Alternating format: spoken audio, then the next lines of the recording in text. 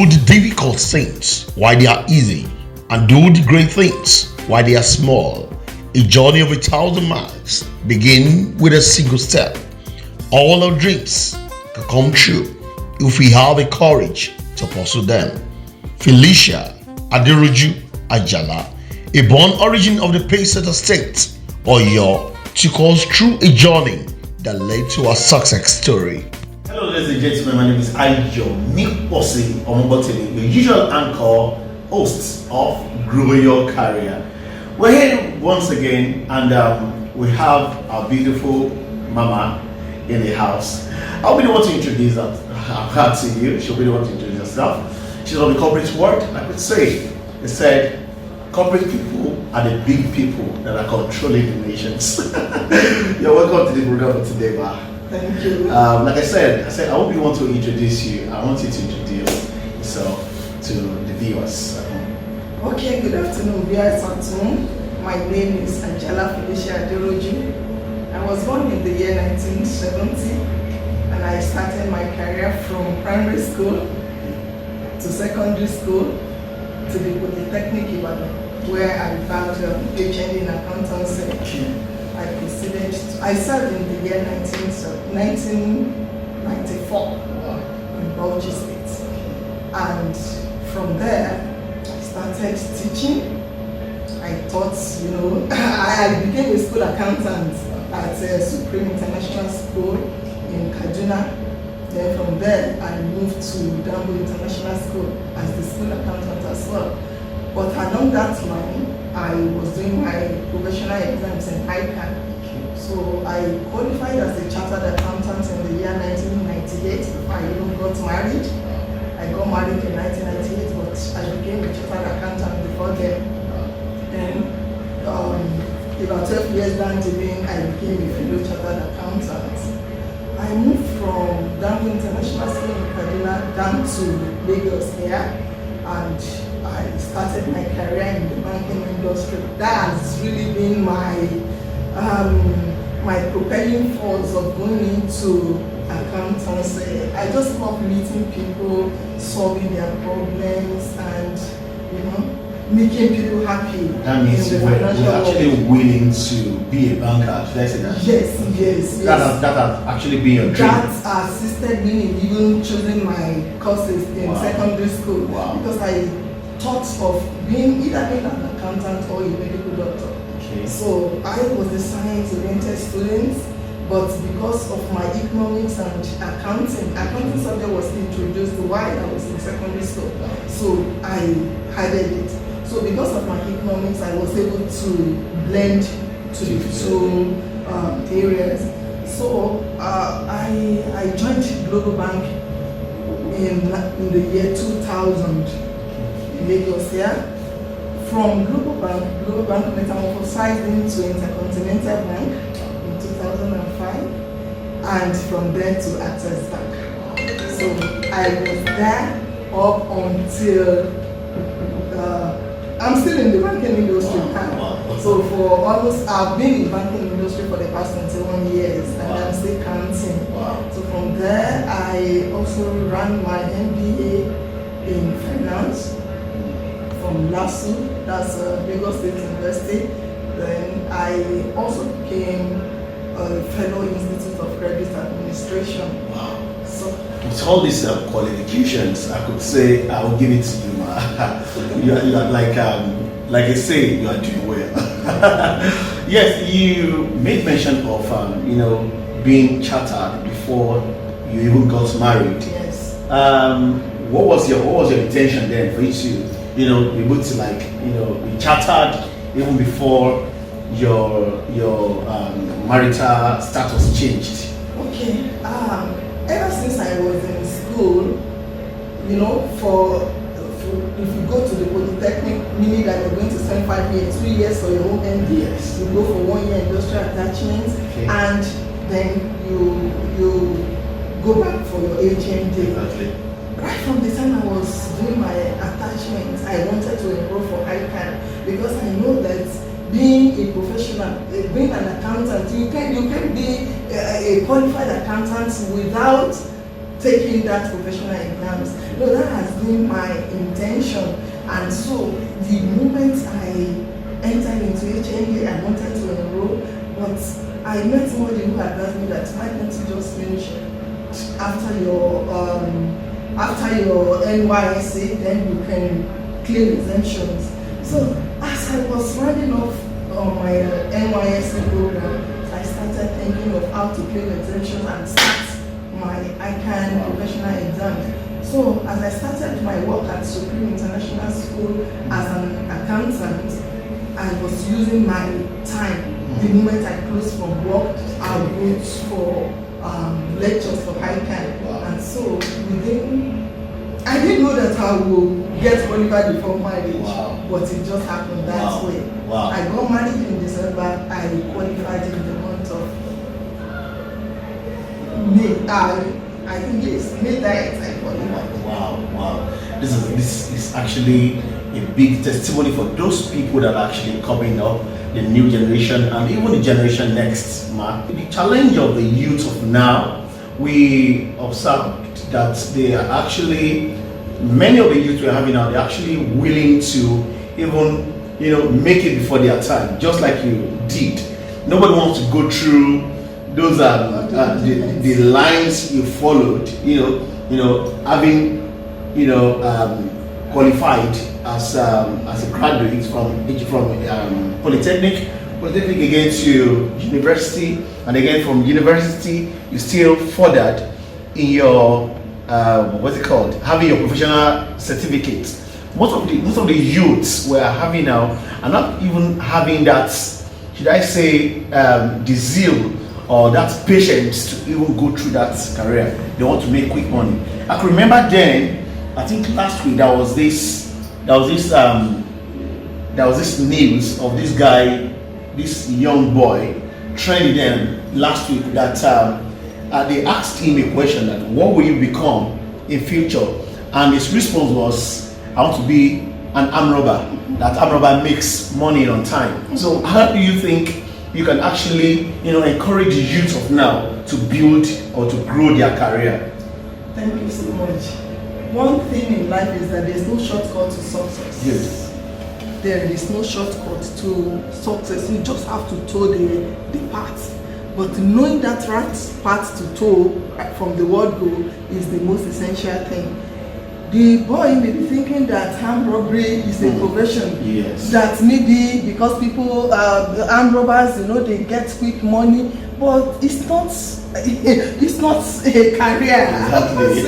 It's not something that you have to come up and say, I'm happy, yes. I made it through armed robbery. Definitely, maybe someone might have been his role model, or maybe a role model. I wouldn't know the gender yet. Okay. And again, maybe it has to do with the social media or what he is or she is actually watching at home. I wouldn't want to conclude on that. You say this part of success is to go back to our parents. Definitely. The way the parents bring up their children. Good. Upbringing. Good. Parents are the Bible that their children are reading. Whether you like it or not, you are the example that they are looking at. They want to say, what's their dad doing? What's their mom doing?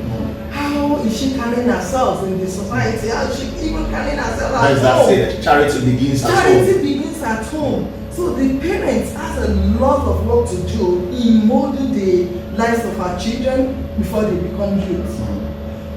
Your Bible says that train up your child, Exactly. train up your child. Exactly. And when they grow up, they won't depart from that line. As parents, we need to train up our children. We need to show them the right path to success, to making it in life.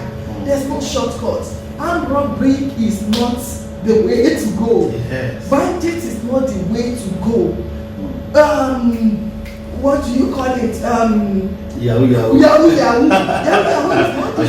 They call it sachet. It's not the way to go. You can come up, to the public and say that I made it through Yahoo. Even by the time the hand of the law caught you, you'll be ashamed of yourself. Look at us puppy now. Yes. Look at, when he was making it, I'm sure when he was driving serious cars that his mates it's will be lovely. hating him. They will not know the source of his money. Now he's left alone now to face the wrath of the law. Wow. It is better you tow your career on a normal way. When you tow your career path, it's the money that will be looking for you. You will not be the one running after money. The one thing that you need to do is to get it right from the word go. Get your profession right. Face it, be focused. Know, who are your mentors are. Because in everything we do, you have mentors. Yes. Who are your mentors? Who do you want to become in life? This should be brought to our youth. They must, have what they really want to become in future. And somebody should start assisting them to trail that path, to tow that path. Now that brings me to this very question. What were your challenges, coming up as a career builder now? What are your challenges, or what were your challenges, and how did you, or were you able to, to pull off the challenges, get into this certain level of the career of one of the senior management staff of a financial institution? Okay. Well, being in financial institution, I told you that for the past 21 years, I have been in the industry, and I'm still counting. The challenge will come that as a woman, as a career woman, how do I manage my own children upbringing and my career path? Yes, when you know your worth, and everything still boils down to knowing your God as well. With God on your path, you will never miss it in life. There's nothing you can become in life without God. So with God on my path, He chose my husband for me. And so while we were bringing up our children, when the children were small, my husband was so supportive to me. The job demanding was there. That leaving home so early and coming back home when even the children would have slept. But my husband was there for me to handle that part. And so today we give God all the glory. So I was able to manage. My husband was not giving me any houses at home, and so I was able to concentrate on my career, even in the office. And so that assisted my growth up to this moment. Wow. Now the children are grown up. Each and every one of them are trying their own career path too, and so everybody is fine. That was a fantastic one, ladies and gentlemen. My name is Ayomi Posi. I was still on Grow Your Career with our mama, Mrs. Ajala Felicia. Well, this brings me to this very question. They do say bankers are very busy people. They don't have time even for their homes. They don't have time for themselves. What can you say to this, man? Because many people are not even willing. As in, the people that are just coming up now, they're not actually willing to even to become bankers, because to take up the banking career because of this busy of that was like bankers are really busy. You go early in the morning, they will come out at night. Even Saturdays, Sundays, they will still work. So how do you manage this, man? I'm sure it's not banking alone. It's more time intensive nowadays. Yes. We have some other careers too that are time, consuming. As I told you, it depends on the way you channel your course and your career, the way you arrange yourself. As a banker, you can say that you want to be flying here and there. All the parties you have to be there. No, remember that from Monday to Friday, there are some loopholes that you are living in your home, which your weekends must be there for you to block. Sure. Okay? Good. To make up for. Definitely. Your children, you have not been all that's there for them from Monday to Friday. Even your husband. Okay? Yes. But your weekends, it's not, the banking doesn't take all weekends. Maybe it's once in a while that maybe for training or something. Definitely. Or maybe when we're trying to convert from one banking application to another, that's, it's not all the time. Okay. It's once in a while. That once in a while you give it to it, everybody will understand that, that time requires that, your attention. in your workplace. But at home, all your Saturdays are there. You need to get some things done as a woman. You do your purchases in bulk. Get some things done in your freezer. You know that will make the coming week easier for you and for everybody at home. Okay? Then that weekend is not the time for me to be flying about that I'm going to visit a friend, I'm going to visit that friend. No. I don't have time for that. Sure. Yes, my weekend I use it for my family and to get things done against the coming week so that everybody will be fine, whether I'm at home or not. So that's how I've been able to, and even my spiritual growth there. It's not affecting. Yeah, it's not affecting. Everything is being managed depending on you, how you are able to bring things together and to manage. And if you are managers of people in your office, definitely you'll be able to manage your time at home. Remember, managers are time managers. So if you're able to manage your time in your office, then you should be able to manage your time at home. That's a great one. That's another fabulous one. Ladies and gentlemen, I hope you have been, listening and hearing and enjoying the moment we have today. When the corporate world and the corporate organization today instill grow your career. Yes, this brings me to this question. This is another woman. We'll be saying we'll be bringing women to this world. Why would we bring women to this program? We're not actually doing a gender thing now. It's a general one. But this question I want to say, ma, or I want to ask you, ma. There's some women that believe they don't actually want to work. They believe it's not a compulsory thing for women to be working, and they want to let me remain home and become a housewife. What can you advise, or what would be your advice to them? My brother, that is in the holy days. That idea cannot work again any longer. In the era we have today, everybody has to put something on the table. There's no way the woman has to work to support the husband.